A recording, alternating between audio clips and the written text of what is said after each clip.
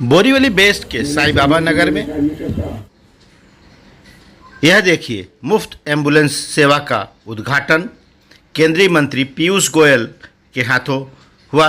इस मौके पर पूर्व सांसद गोपाल शेट्टी जी, वार्ड नंबर 17 की भाजपा की नगर सेविका डॉक्टर शिल्पा संगोरे यहाँ उपस्थित थी। भारी संख्या में स्थानीय गणमान्य लोग उपस्थित थे। मुफ्त एम्बुलेंस सेवा का उद्घाटन के बाद यहाँ पर रत्नाचाल में मुफ्त चिकित्सा शिविर का यहाँ पर उद्घाटन किया गया।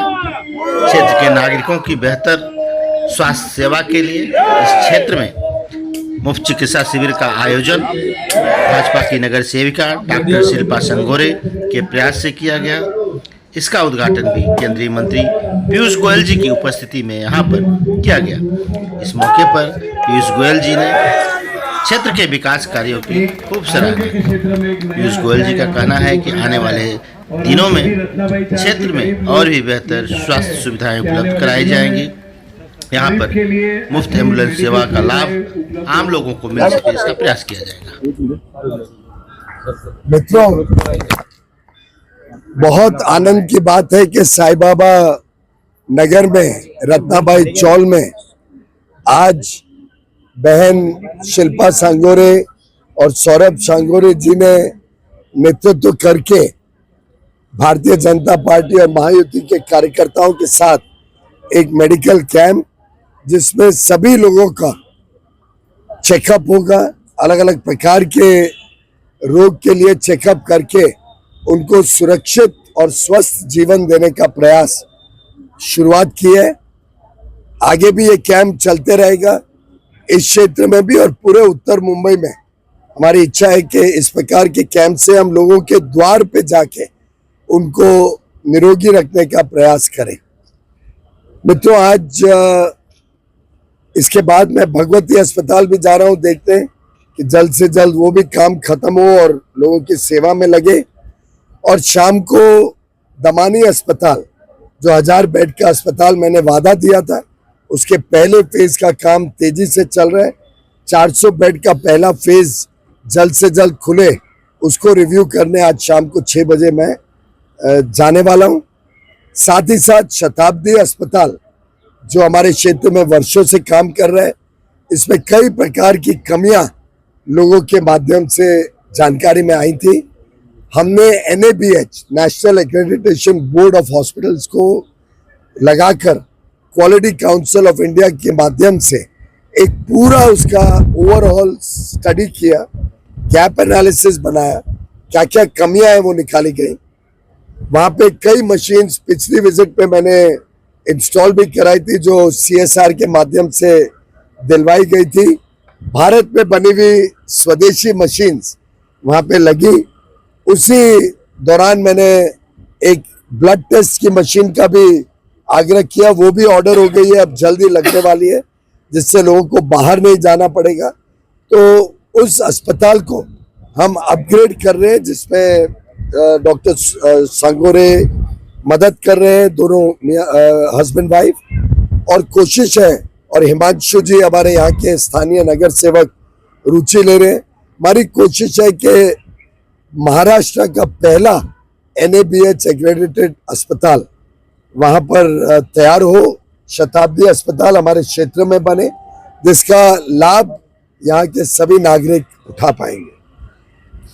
मित्रों, आज तमिलनाडु और पश्चिम बंगाल में चुनाव भी चल रहा है। आपने देखा होगा आंकड़े, कैसा अभूतपूर्व वोटिंग हो रही है। मेरे पास 1 बजे तक के आंकड़े जो तमिलनाडु के आए हैं, 1:30 बजे तक, उसमें देखने को मिलता है साधारणतः 15 से 20% हर सीट पर 15 से 20% अधिक वोटिंग पिछले चुनाव जो 2024 में 2 साल पहले हुए थे, 2024 के लोकसभा चुनाव से 15 से 20% अधिक वोटिंग इस असेंबली चुनाव में देखने को मिल रही है।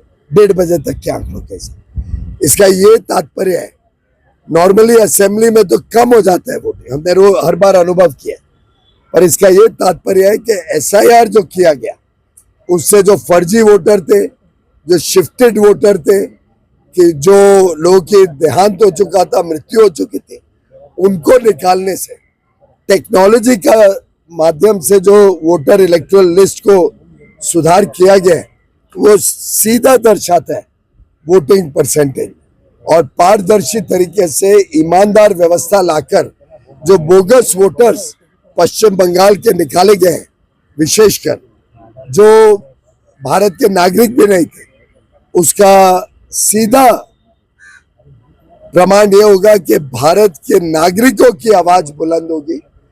जो भारत के नागरिकों का वोट है, उसकी वैल्यू सही माने में इस चुनाव में देखने को मिलेगी। और फर्जी, बोगस और घुसपैठ जो पश्चिम बंगाल में आ चुके हैं, उनको वोटर से तो हमने निकाला है, आगे चल के उनको देश से भी निकालेंगे, ये वादा लेके हम चुनाव में गए हैं। और अवश्य इस चुनाव में दोनों पश्चिम बंगाल और तमिलनाडु में एनडीए की विजय होने जा रही है। दोनों राज्यों में हम स्वीप करेंगे, दोनों राज्यों में एक अच्छी, ईमानदार, विकास से प्रेरित सरकार माननीय प्रधानमंत्री नरेंद्र मोदी जी के मार्गदर्शन में चलेंगी।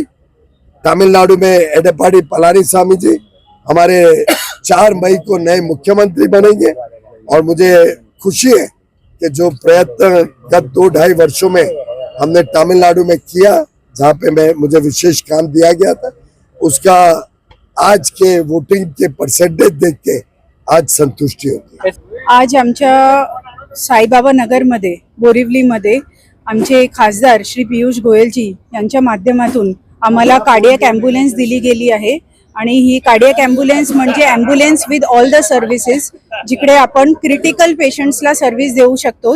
पेशंट जे व्हेंटिलेटरवर पण असतात, जे ऑक्सिजनवर असतात, जे रेग्युलर ॲम्ब्युलन्सने ट्रॅव्हल करू शकत नाही, एक ते दुसऱ्या हॉस्पिटलमध्ये जाऊ शकत नाही, अशा पेशंट्सला आम्ही या ॲम्ब्युलन्समध्ये सर्व्हिस देऊ शकतो. हा ॲम्ब्युलन्स फक्त बोरिवलीसाठी आहे की पूर्ण उत्तर मुंबई किंवा मुंबईसाठी आहे? नाही, ही ॲम्ब्युलन्स पूर्ण उत्तर मुंबईसाठी आहे. पीयूसीच्या मार्गदर्शनाखाली ही पूर्ण उत्तर मुंबईच्या पेशंट्सला किंवा लोकांना सर्व्हिस देणार. मोफत सेवा असणार आहे की काय?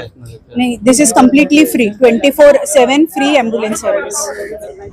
नहीं, हमारे सर ने, पीयूष जी ने और मैंने, मेरे हस्बैंड डॉक्टर सौरभ ने, जो मेडिकल सेल के अध्यक्ष है उत्तर मुंबई के, उन्होंने एक पूरी टीम बनाई है और पूरी फैसिलिटीज़ हम डिस्प्ले करने वाले हैं और ये ऑनलाइन भी रखने वाले हैं कि कौन से नंबर पे ये अवेलेबल रहेगी, 24/7 रहेगी और लोगों के लिए अवेलेबल रहेगी. एक लंबे समय से आप मेडिकल फील्ड में वर्क कर रही हैं, अब आपके मन में ऐसा क्यों लगा कि इस तरह का एम्बुलेंस मुफ्त में लोगों के लिए होना चाहिए? क्योंकि हम देखते हैं कि कार्डियक एम्बुलेंसेस जैसी सर्विसेज बहुत ही एक्सपेंसिव है. जो पुअर पीपल है, नीडी लोग हैं, वो लोग अफोर्ड नहीं कर सकते ये एम्बुलेंस की कॉस्ट बहुत ज़्यादा है उनका, तो उनके लिए तो बहुत ही इंपॉर्टेंट है कि ऐसी सर्विसेज फ्री में अवेलेबल की जानी चाहिए.